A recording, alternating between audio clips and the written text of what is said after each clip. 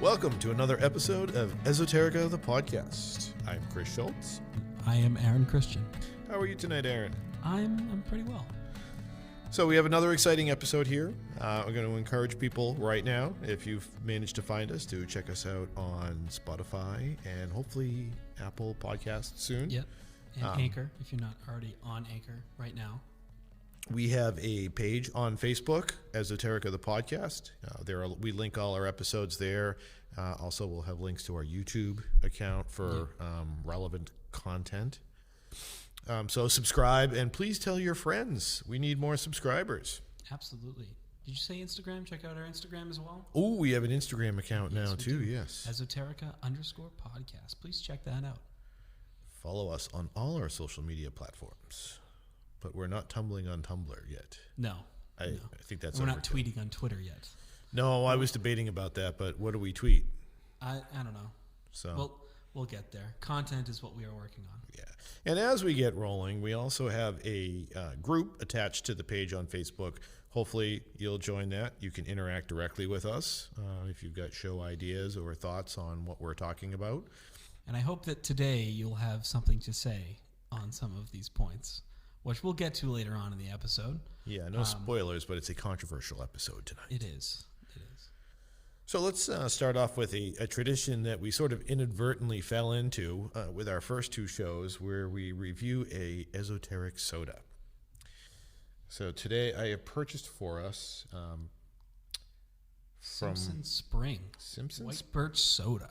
They are a local craft brewing company. Well, not brewing because it's soda. Yeah. A craft soda company in Easton, Massachusetts. And from what I read on their website, they produce their sodas in small batches. So whatever particular flavors they offer may not always be available. So I went into Pinches and Pounds, which is a candy store in Whitman today. They're kind enough to carry this product. And they had white birch soda, so I picked that up. Before we get into the taste, interesting side note, I'm kind of hoping I can actually perform a good review on this, because while I was at Pinches and Pounds, I picked up some Atomic Fireballs and sort of scorched my mouth on those. Well, I have to say, it looks like water. It straight up looks like water, and I want it to be water. And I know it's not. But, I have high hopes for this. I like the trees, the birch trees, and I hope that it's exactly how I pictured the tree to taste. Yes, I've never licked a tree, but we should see what happens. Yeah. So let's crack into this. I hope this is a twist off. I really do, too. Oh, it is? It is a twist off. It is. All right. Let's see if we can. Ooh. I saw the spike. Oh, it's got not an overpowering smell. Kind of smells like root beer. It is reminiscent of root beer. Yeah. I want to say I've had birch beer before. It's probably very similar. Let's see. Cheers. From a distance.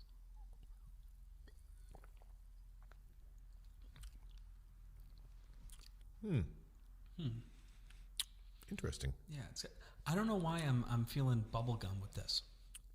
Is that a weird smell? No, and I immediately thought of Dum Dums, because it's got a root beer flavor, but it's not that heavy syrupy root beer flavor. Speaking of Dum Dums, I need to get this off my chest. I've had an addiction to Dum Dums lately. And if you look at them, they have a little picture of whatever it is the flavor is. Yes. I.e., if you're having a grape Dum Dum, it's got a little bunch of grapes. So I have in my hand the wrapper for cream soda flavor. And would you take a look at that and tell me what you see on there? I just want to point out that you just handed me an open, flat wrapper. Not a Dum Dum Not itself. a Dum Dum. Just the wrapper. I already enjoyed that Dum Dum. All right, so that's a pineapple, orange, lemon, and banana. Are any of those things in cream soda? No, they are not. No, they are not. It's vanilla, right? Yes. Yeah. That's almost more like a pina colada.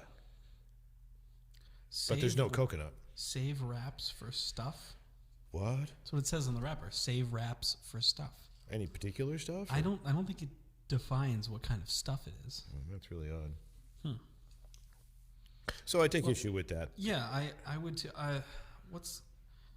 What's going on, dum-dums? Yeah, I want answers. I suppose that's more exciting than looking at a vanilla bean, Yeah. I but don't know. doesn't make any sense. I feel like you can put a soda bottle on it, though. It's cream soda. You could, yes, that would make sense. Like the root beer flavor has barrels on it, which I suppose makes sense. I wanted to mention, so the reason that I got Fireballs when I was at the store today is so recently in the last few weeks, my uncle died. And at the wake, they had Fireballs available for everyone because that was one of his favorite candies. And I hadn't had them in years. And I tell you that I am addicted to them now. I can't get enough. And interestingly enough, I don't know if I told you this. When I went to my uncle's wake, strangest thing I've ever seen in my life, they waked him in a glass casket. So, okay. So not your regular like pine box or, it was a glass casket. Oh, I didn't know that was a thing. Apparently it's a new thing that they're trying out. Whether or not it catches on remains to be seen. Please tell me they call it Glasket. Glasket. That would be awesome. I just feel like if nobody's come up with that yet, then nobody ever will. Nobody ever will. It all depends on whether it catches on, and whether it does or not remains to be seen. That's very true. There was a punchline there. He wasn't actually in a glass casket. Okay. Okay. Before we go any further, I want to take a minute to talk about the awesome folks at Anchor. If you haven't heard about Anchor, it's the easiest way. In fact, it's the way that we make a podcast. Let me explain. It's free. There are creation tools that allow you to record and edit your podcast right from your phone or computer. Anchor will distribute your podcast for you, so it can be heard on Spotify, Apple Podcasts, and many more. And you can make money from your podcast. Best part, no minimum listenership. Ooh. It's everything you need to make a podcast in one place. It's so cool. We found the service. We started using it. We're making podcasts. Yeah, making podcasts, making money, having a good time. So listen, you want to get you out there. You want to be heard. Download the free Anchor app or go to anchor.fm to get started. Thank you. So Chris and I have been having this debate for the past Several hours. Yeah, it's kind of started at work. Well, it kind of the root of it started at work like a few weeks ago. Yes. But it was said in passing, and we didn't divulge too much into it. But then it kind of came up again today, and I think it got a little more heated this time. So We hit critical mass.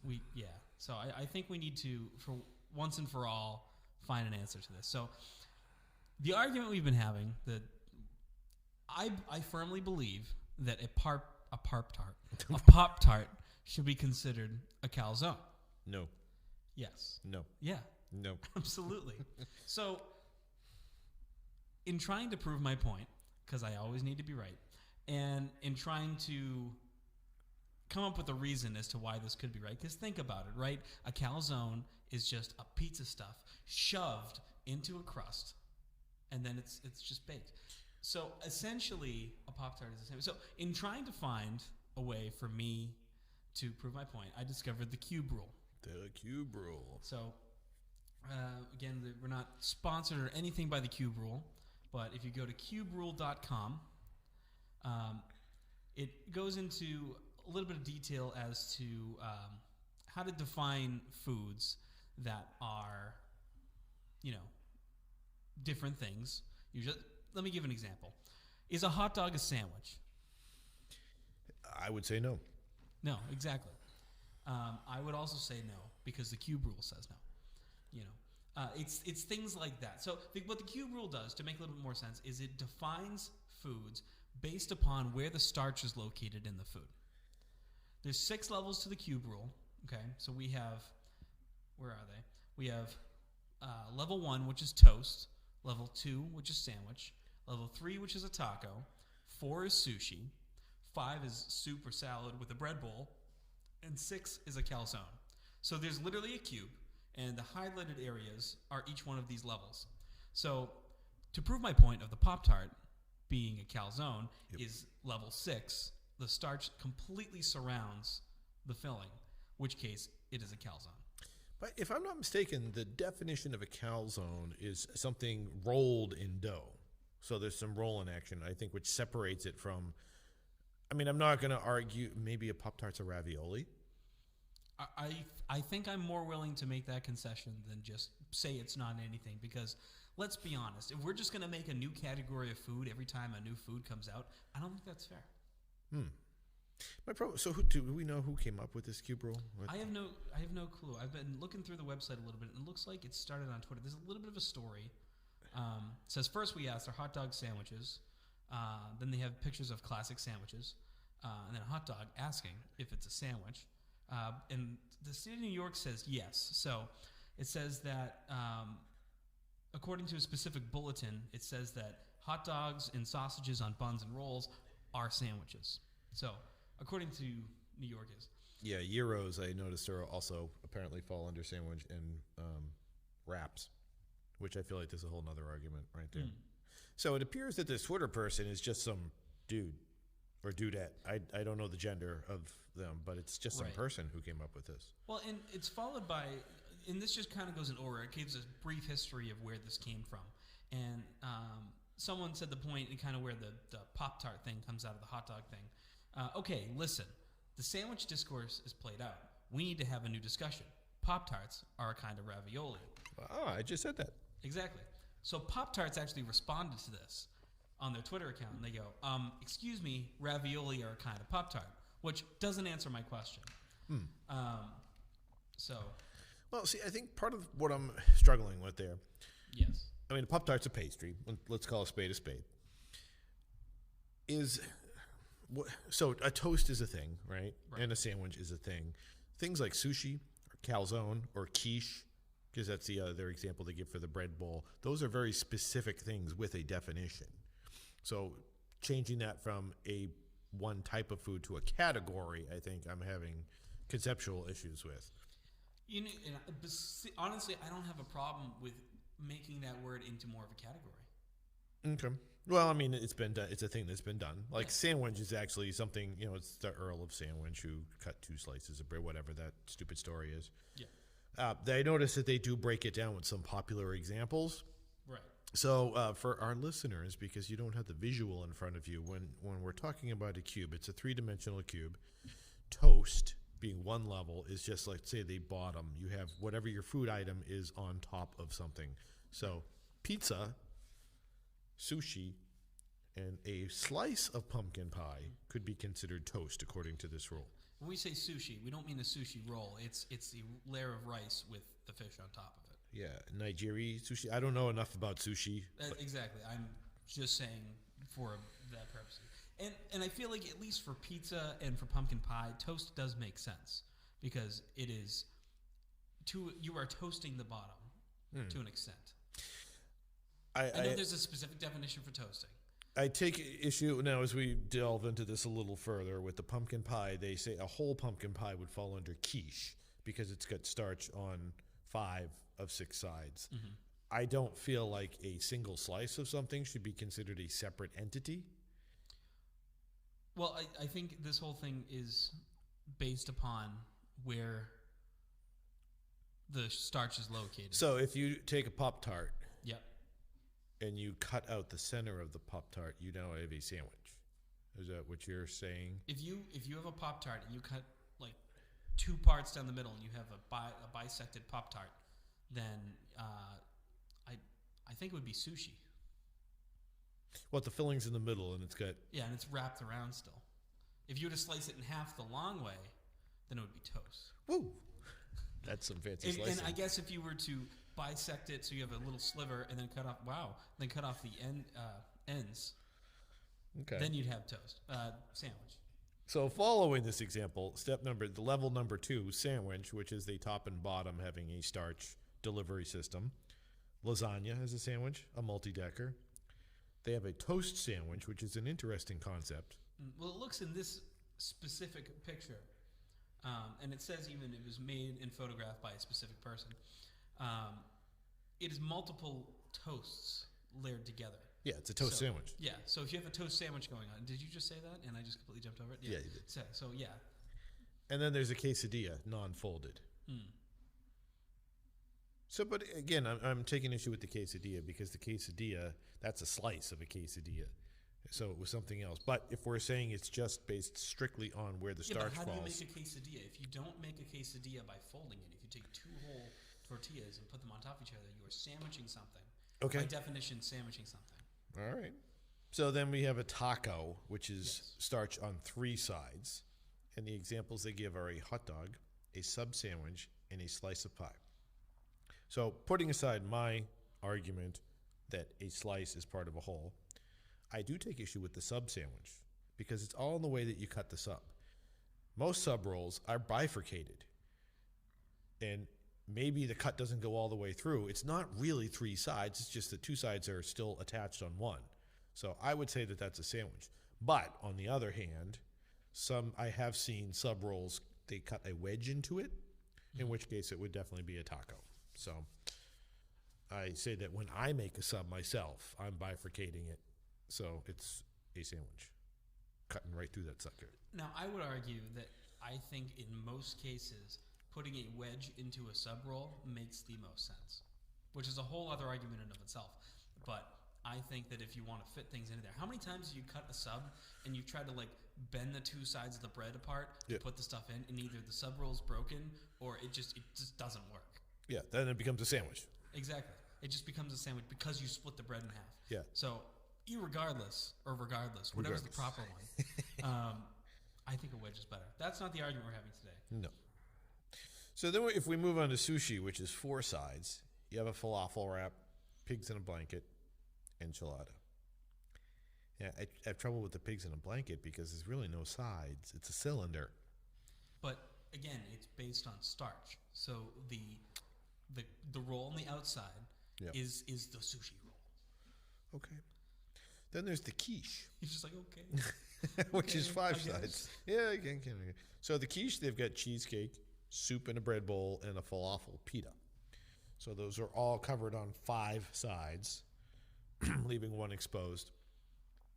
So then a pumpkin pie would fall into the quiche category. Am I correct? Yeah. Pumpkin pie is a quiche. And like think about how a quiche is laid out. Like you just it's a similar thing. It's a similar type of concept. Excuse me. They maybe we shouldn't taste sodas when we're recording audio. For the bonus round for quiches, they got deep dish pizza, salad in a bread bowl, and a key lime pie. A key lime pie, pumpkin pie. Yeah. Mincemeat pie. Any pie without crust on the top. That I deep guess dish is- pizza looks really good on this website. I really want a deep dish pizza.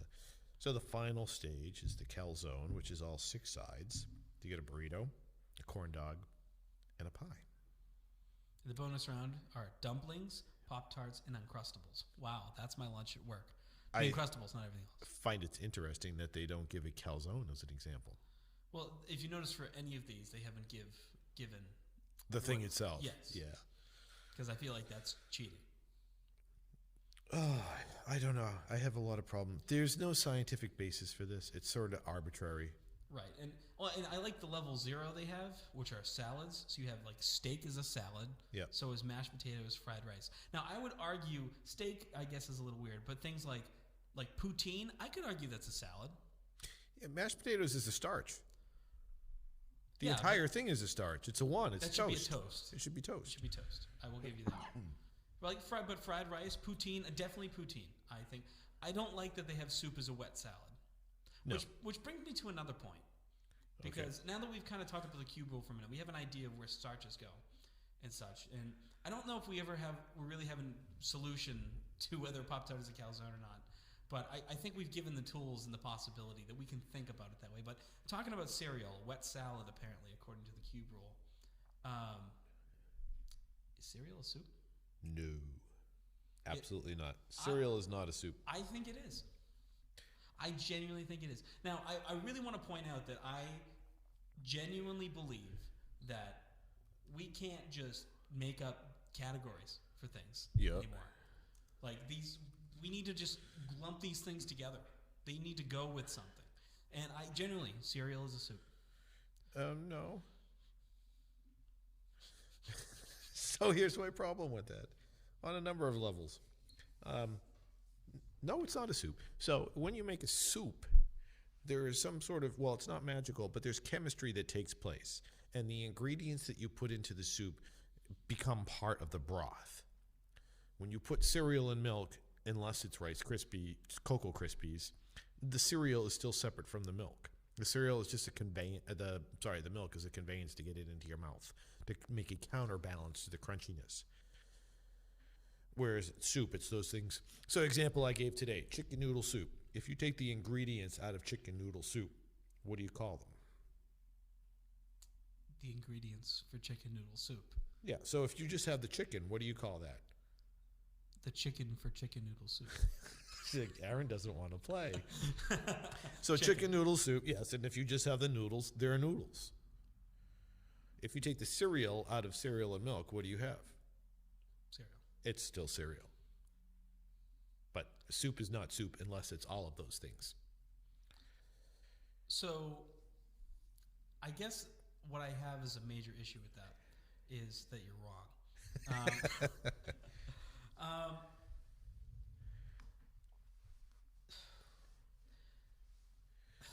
I just have so much wrong with that. Soup is a colloidal suspension, Well, okay. or at least the broth is. The dictionary definition of a soup is basically a savory definition, citing a combination of liquids or meat and vegetables in broth or water, with other ingredients for flavor and texture. There's also a secondary definition that covers mixtures of substances resembling soup which is how sweet soups, cold soups, and other more unusual sorts of soup earn the name. So I think it's all in how you define it, right? So if we're going to include the secondary definition, then by all means, cereal should be a soup. Can we agree that soup is not a cereal? No, soup is not a cereal. Okay, thank you. Because a cereal has to be cereal. It has to be Now, grain. when we're talking about cereal, right? Yeah. We're both thinking cereal and milk. So forget the fact that it's cereal as an ingredient component in and of itself. You're thinking like a bowl of cereal. Yeah, which is a specific dish. Okay. Well, if you're going to follow the cube rule, then there's no rules. It's all chaos. And sure, cereal is soup. That's all I wanted to hear from today. That's all I needed to make me feel better. In that case, I can't argue with you. Well, this was fun. Yes. So this is something we would really like to hear from our listeners on. Absolutely. I want people to disagree with me or agree with me or back me up, please. I want people to disagree with Aaron. If anything, I think this just proves that my generation, has nothing better to do.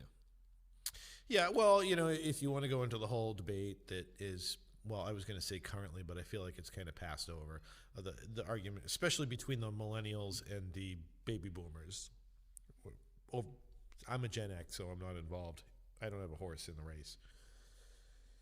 I think the current generations don't have as much use for these outdated definitions and of categorizing of things that older generations have had. I think we see it, not to get too political, but when you get into gender politics today, things are more fluid and undefined, and I see that sort of across the board. So challenging the notion of what is a soup or a sandwich or a taco, I think falls within that framework. So kudos to the younger guys for thinking outside the taco. Outside the calzone. The calzone. Yes. I like that. Outside the calzone. I'm going to say that from now on. You really need to think outside the calzone. Okay, now to get to the meats and potato of our episode. Today, we're going to review another LP that I dug out of my collection. And this is an album called Drop Dead, an exercise in horror, Arch Oboler. Is that German? It does sound it. I'm not sure. I can tell you a little bit about him in a moment. Okay. So this is from Capitol Records. It was released in 1962. Ooh, that's before I was born. It was before I was born as well. Oh yeah. I found an excellent article online on the website No Recess Magazine. Andrew Lau wrote a nice little piece a couple of years ago about this album. And Lights Out originally started as a radio program in 1934, and it was one of the most inventive radio shows of its time. So, as today, most programs on the radio had advertisers, and there were certain standards that they had to follow in order to get your advertisers. This program, a horror radio show, ran at midnight, so it wasn't held up to the same standards. They didn't have advertisers. And Arch Obler, who voiced all of these and was the writer for the time, came up with very shocking and gory stories that he told. Gory, with Love sound that word. effects and atmosphere. That smile you had on your face. I want to see that more often. That gory smile. Absolutely, yeah. So Arch was a little bit ahead of his time. He was also one of the things that was unique about him, I guess his writing style, is he would sit in bed and speak into a dictaphone, doing different characters and stuff as he came up with this. And for the younger folks out there, a dictaphone is just like a voice recorder, except it recorded on an actually a vinyl LP or wax. Wax. Wow, wax. That's for 1962, wax. Well, this would be back in 1934. That was when the original broadcasts were done. Oh, okay. You must have said that, and I missed it. And you did. He glazed over because he's talking old man stuff now. I did. Well, I was interested in more the content versus when. So When. I think that was why. So what Arch would do, that sort of gave his stories a stream of consciousness feel to him, which we'll experience when we listen to them. I can't wait. So in 1962, with the rise in popularity of long-playing records, Arch decided to revisit his radio broadcasts and create this album. And they're shorter versions of the radio story because even though it's a long-playing record, you're limited to amount. I think the most a record could be at that time was maybe 40 minutes total between both sides. So that's what we're going to listen to today. And basically what we have is it's like 6 or 7 different stories. 1, 2, 3, 4, 5, 6, 7, 8. Okay, it's an introduction and then several stories. So I just want to read real quick from the back of the album. Go for it. A little bit about Arch. Arch Obler's special talent for terror has frightened the wits out of 3 generations of Americans. To those who were old enough and brave enough to be regular listeners to the famous blood-chilling radio series Lights Out during the late 30s and early 40s, the very mention of Obler's name brings a reminiscent thrill. He was the first playwright to have his own series on a national network, and he is acknowledged as the innovator of many ingenious techniques and devices in the field of radio drama, for which he has received, incidentally, nearly every coveted award. Arch Obler's creativity has not been strictly confined to one medium, however. His first screenplay was for the MGM film Escape, which was the first anti-Nazi film produced by a major American studio. In his own 1950 production, Five was the first motion picture that dealt with the survival of humanity after an atomic war. It received an Academy Award nomination, and they say some other stuff. So the guy is a pretty interesting guy and groundbreaking for the time. Right. So what we have here, these are stories, horror stories, told both through narration and sound effects, and they are meant to be listened to in the dark. Just to give you an idea of how this guy's mind works, he wrote a little stuff on the back here. Gentlemen, well, here's the recording. I hope it scares the wash and wear trousers off you. After all, you started it. I had better warn you about a bill you may receive shortly. It will be for the following items: 1 wrecked diesel engine, 4 quarts fresh blood, 6 pairs of rubber gloves, 1 ripe watermelon, several other things. So I'm going to encourage anybody who wants to check this whole thing out. It is actually still available. The LPs are hard to come by, but you can get it from Amazon. It is available as both a download and a CD. We will link on our site. Actually, it's available. I think there's a few copies floating around on YouTube or the interwebs. And I'll also include a link to No Recess Magazine's excellent article that's got a lot of information about Arch and the cool things that he accomplished. But now, for our purposes, we want to get into listening to this album. Yeah, and we're going to play little clips for you guys, so you guys get a little bit of a understanding of what we're listening to, and then we'll review a little bit after that. Give you our thoughts, which is, after all, why you are here. Okay. May we try something? Turn your lights out. Yes, all of them. Lights out, everybody. Now then, sit down in a chair and turn your back to the loudspeaker. Yes, turn your back. Now sit quietly, very quietly. That was an introduction to horror. You know, I said this while we were listening to it. He creeps me out, not in the way he wants to creep me out. Yeah. Something a little unsettling under the surface there. Yeah. So one of the instructions that he gave us was to turn off all the lights and to turn our backs to the speaker while the music plays. Now, I don't know about you. So we're recording at an old town building up in the attic this evening.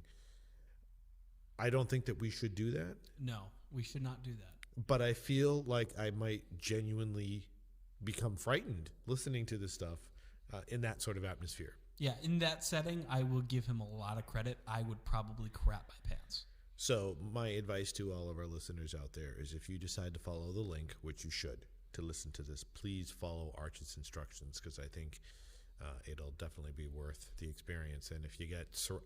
I don't know if this is coming through in stereo or not, but I would think if you had a surround sound system that it would probably benefit you. It will. So the next track, our first track, which is the actual story, is called I'm Hungry. So do you want to dive into that? Let's dive in.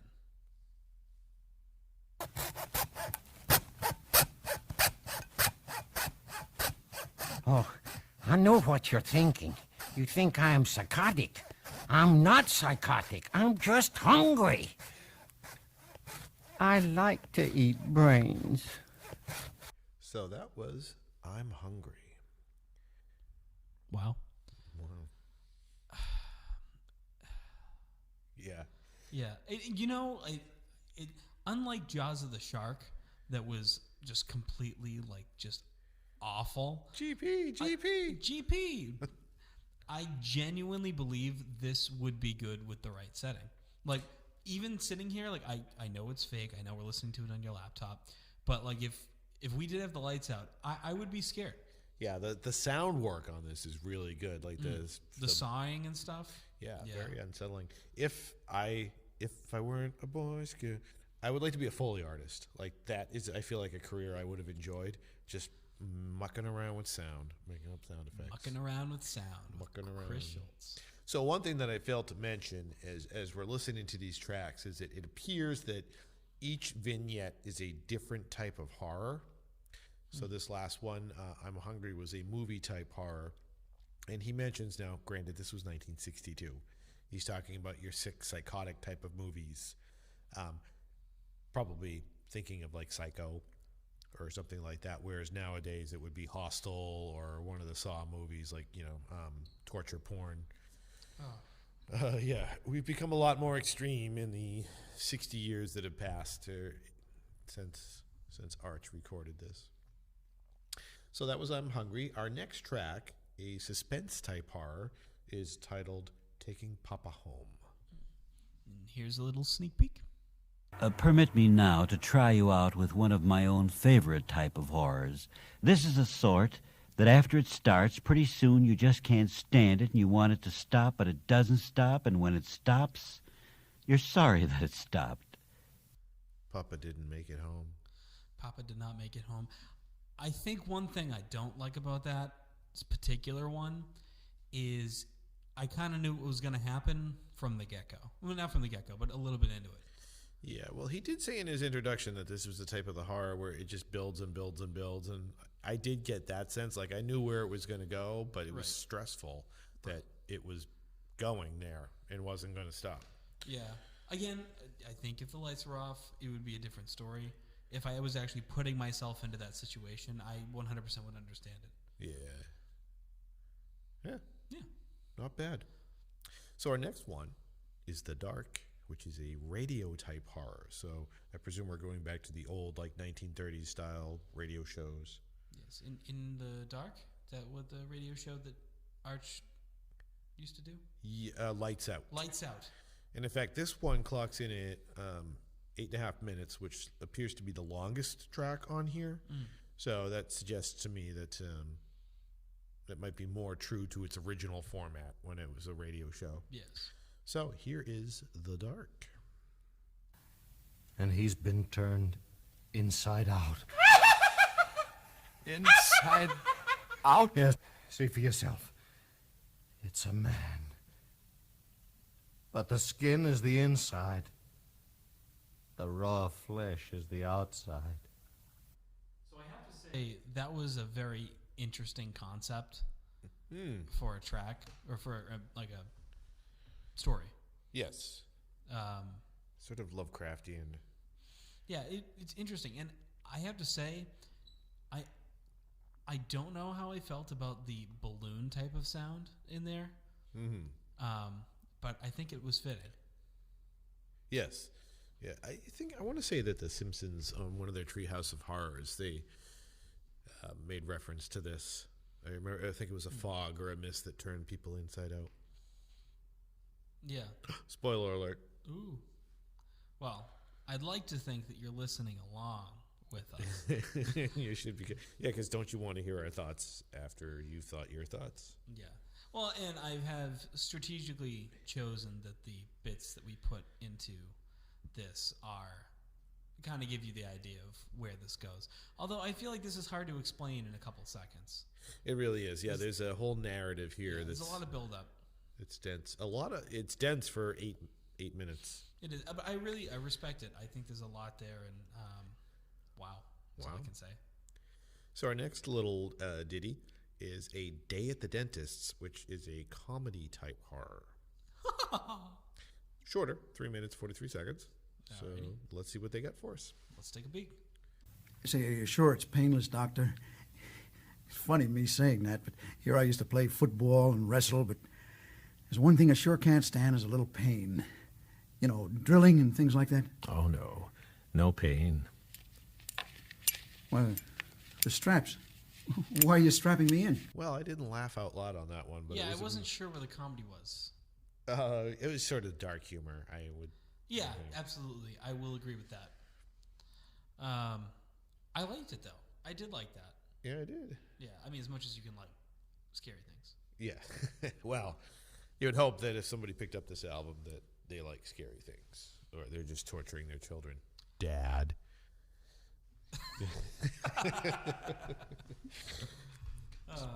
So the next track here is The Posse, which is TV type horror. It only clocks in a little over 90 seconds. So we'll be back with you shortly. That greaser's taking it hard, ain't he? So he got a wife and kids. So who told him to get a wife and kids? Hanging from a tree, he'll keep them rustlers off our range, won't he? Yeah, I really wasn't a fan of that. I didn't know what was going on half the time. No, it took me probably a good 10 seconds to realize that weird noise in the background was cows. Oh, that was cows? That was cows. Oh, you said that. They're supposed to be cowboys. Oh, a cowboy? Yeah. I can see why it was only 90 seconds. I feel like not a lot of thought went into that. I call it filler. Oh. So the next track, I actually remember listening to this, as I think I related to you while we were off mic. My sister and I used to sit around in the dark listening to this album. This next story is called The Chicken Heart. It's a science fiction type horror, and this one was fairly well known. In fact, I hate to say his name because he used to be America's dad, but now he's just a sick asshole. Bill Cosby did a routine about this story because it really had a profound impact on him as a child.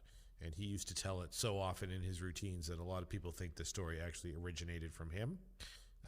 But it didn't. Raping unconscious women originated from Bill Cosby, or maybe didn't originate, but... I think you need to stop. Okay, so on that note, let's listen to The Chicken Heart. We're in a spin! I can't get out of I it! told you, doomed. No! No! All mankind, doomed. No! We're falling right into it, into the heart! Ah!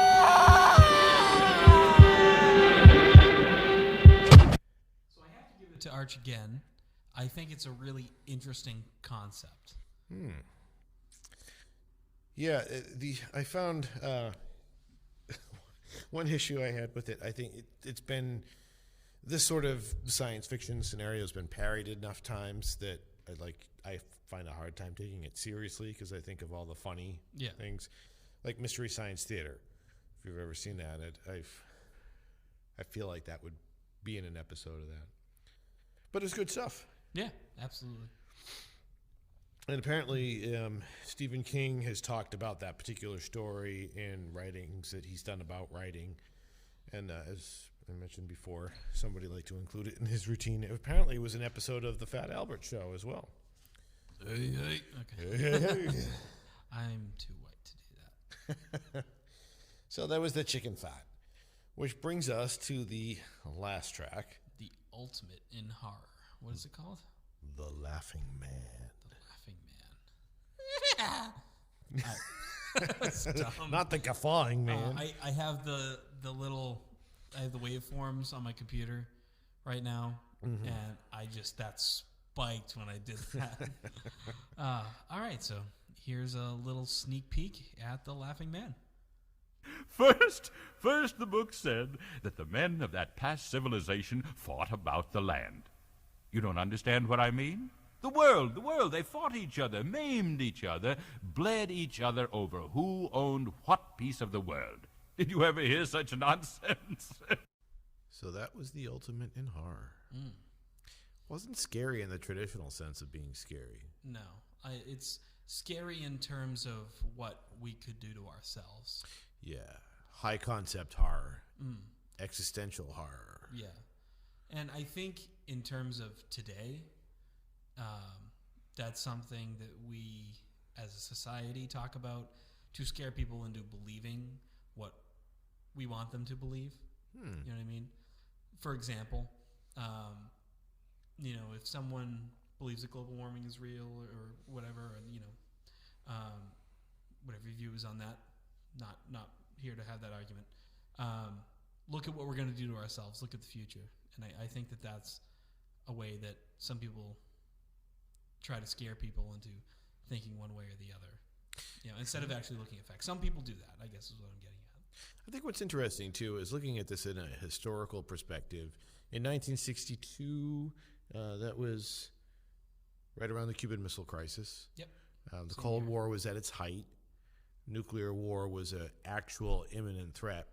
And I kind of feel like that somehow over the last 50 to 60 years, we've been so inundated with the threat of global extinction that it's really not that scary anymore. Yeah. Maybe it's just become inevitable. Yeah, I think we've kind of just accepted that at some point it's going to happen, but at the same time we brush it off as, oh, well, not in my lifetime. Yeah. Whoever's lifetime is, that's going to be a really bad day. Yeah. No. Not. Yeah. And it all depends on how you think it's going to end. So I did learn, interestingly enough, because I don't think we spend enough time talking about current events, right, that this past Saturday, which was 2 days ago, at 6 a.m. Eastern Standard Time, an extinction-level asteroid passed by Earth, like really? 3 million miles away. It was a close call. If it had hit us, it would have wiped out. And I'm like, I didn't hear anything about it until Friday night. And I'm like, if the end of the world is coming, I'm down at a camp with a bunch of kids in the freezing cold, not having like the best night of my life. Yeah. So thankfully it didn't hit. That was my entire story. Well, thankfully, right. So that was Drop Dead, an exercise in horror.